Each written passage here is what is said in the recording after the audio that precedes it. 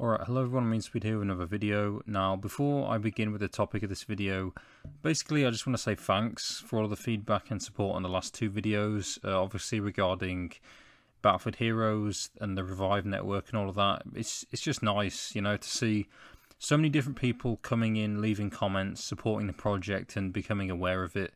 So yeah, that's pretty great. Now, speaking of the comments, I did see a few that I wanted to address in this video since they were Renegade Line related, and this is obviously a Renegade Line video.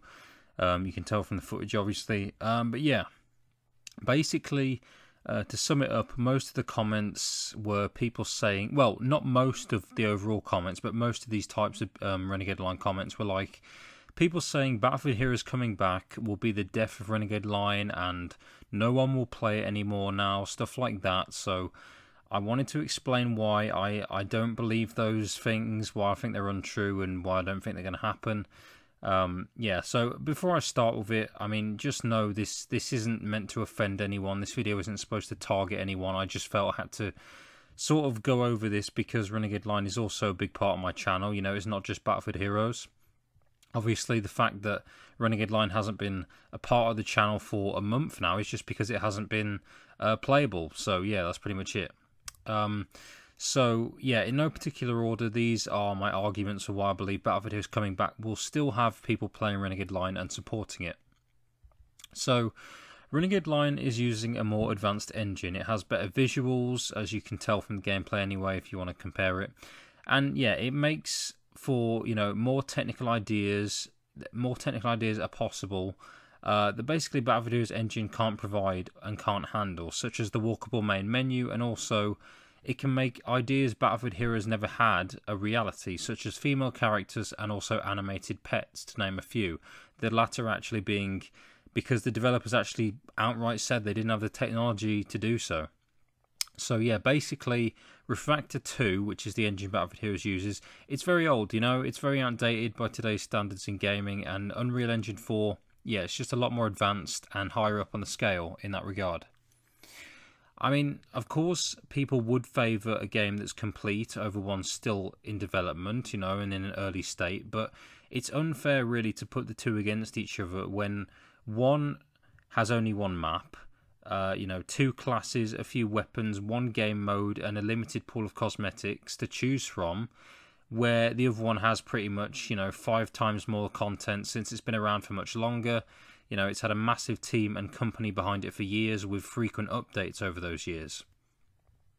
And, you know, there's no doubt BFH brings a nostalgia factor. I'm pretty sure, you know, everyone's going to say that's true because it is.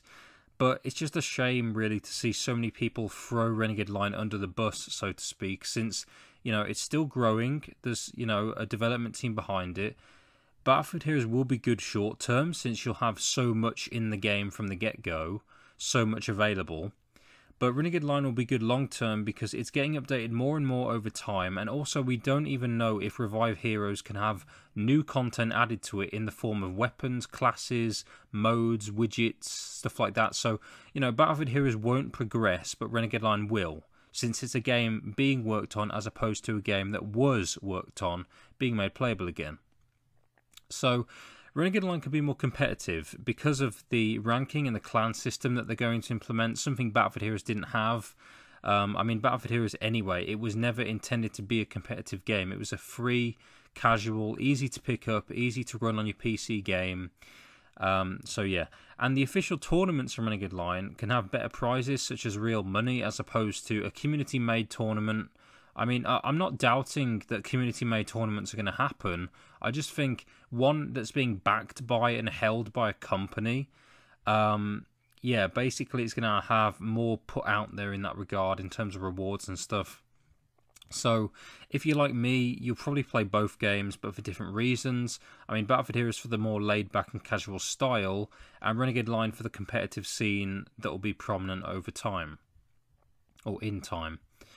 And yeah, also Renegade Line will eventually reach out past the Battlefield Heroes community, so there won't just be Battlefield Heroes players, you know, because there will be some advertising in the future, whereas Revive Heroes will just be getting Battlefield Heroes players without advertising, aside from obviously YouTube videos, but that only seems to attract ex-Battlefield Heroes players.